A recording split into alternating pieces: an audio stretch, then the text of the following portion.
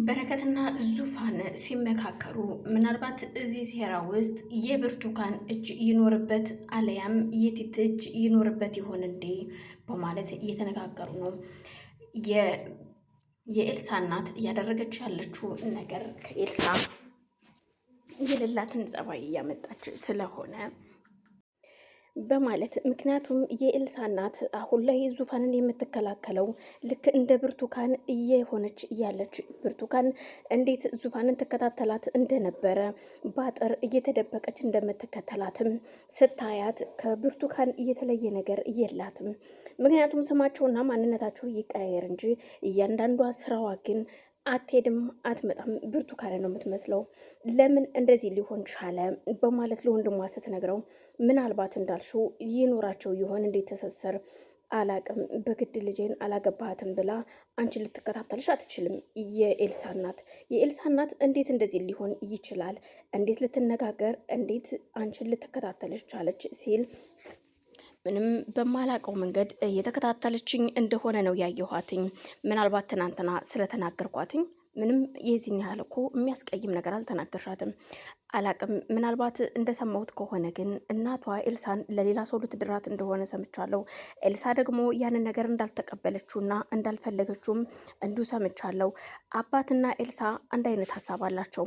አባቷ ዶክተርም ቢሆን ኤልሳ በራሷ ፍላጎት እንጂ በእነሱ ምርጫ እንድታገባ እንደማይፈልግም አይዞሽ ከጎንሽ ነኝ እንደሚላትም አውቃለሁ።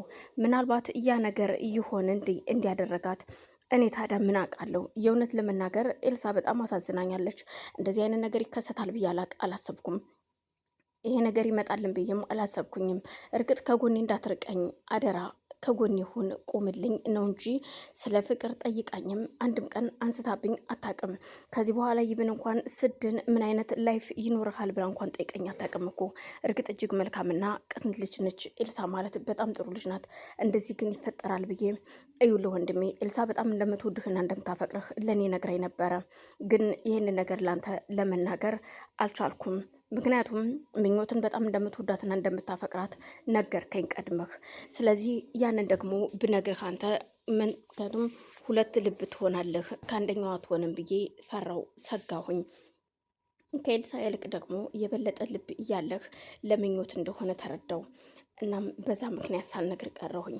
ኤልሳ እርግጥ ታሳዝናለች። የእናትየዋን እንተውና አሁን ስለ ኤልሳና ስለ ምኞት ማሰብ ይኖርብናል። እኔ ደግሞ እኮ የሚገርምሽ ነገር አግኝቻት ነበረ። ተገናኝተን አወራን። ያወራነው ግን ምንም ይሄ ሲግባ የማይባል ሳይሆን እንዴት እንደዚህ ታደርጊያለሽ ብዬ ከተቆጣኋት በኋላ ኤልሳን ከዚህ በኋላ በእንደዚህ አይነት ነገር መገናኘት የለብንም፣ በእህትና በወንድም ግን ከጎንሽ አለሁኝ፣ ሁሌም ወንድምሽ ነኝ ብያታለሁ። እናም ድንገት ስልኬ ሲጠራ ነበረ ትቻት እየመጣሁት። ትቻት ስመጣ ግን የሚገርምሽ ነገር እህቴ አቅፋኝ ስማኝ ነበር የተለየችኝ። እንደዚህ አይነት ነገር ይመጣል ብዬ በፍጹም አላሰብኩም፣ አልጠረጠርኩም። አሁን አንቺ ስትነግሪኝ ካልሆነ በስተቀር ሲላት አዎ ይሆናል ኤልሳ እኔን ራሱ ተናግራኛለች። ከዚህ በኋላ ምንም ነገር እንደማትፈራና ምንም ነገር እንዳታቆም፣ ምናልባት ኤልሳ አሁን ላይ እየከፋች ከመጣች ከነ ብርቱካን የምትለይ ሴት እንደማትሆን እርግጠኛ ነኝ። በተለይ በምኞት በኩል ምኞትን እጅግ በጣም እያጠመደቻት ይመስለኛል። ምናልባት ልታገኛት ከቻለች ግን እርግጠኛ ነኝ ምኞትን ታጠፋታለች ስትለው በፍጹም እንደዛ የምትሆን አይመስለኝም። ምኞት ግን መጠጊያ ስለሌላት እዚህ ቦታ ትሄዳለች ብዬ አላስብም። ምናልባት ኤልሳ ገንዘብ ሊኖራት ይችላል፣ አባቷ ስለሚሰጣት ማለት ነው። ምኞት ግን ምንም ነገር እጇ ላይ የላትም። የምትጠጋበት ቤተሰብ እንኳን የላትም። ታውቂያለሽ፣ ያን ጊዜ ሳገኛት እጅግ ምስኪንና የዋህ ሴት ነች። እናም እኔ ለራሴ ብዬ ባስጠጋኋትኝ ሰዓት ነው ይህ ነገር እየመጣው ለምኞት በጣም ስሜት እንዲኖረኝ እያደረገኝ። ያን ጊዜ ታምሜን አልጋ ላይ በነበርኩበት ሰዓት ዊልቸር ላይ ቁጭ ብዬ ሚስቴ የህግ ሚስቴ ያልኳት ሌላ ወንድ ይዛ መታ አልጋይ ላይ እየተኛች ጊዜ ነበረ።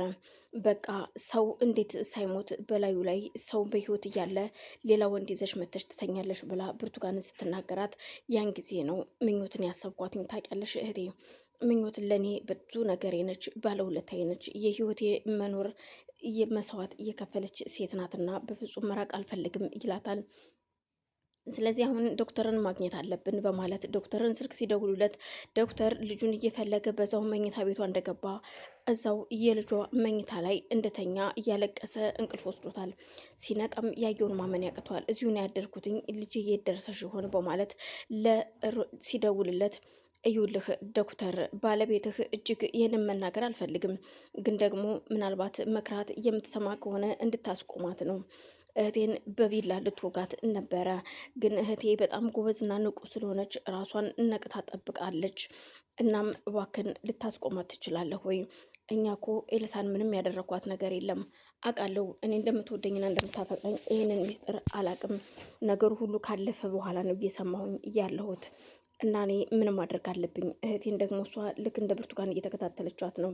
ድንገት እሷ ግን አይታት ስለነበረ ራሷን አድናለች። ለዛሬ ምን እያልከኝ ነው በረከት ሲለው፣ አዎ ዶክተር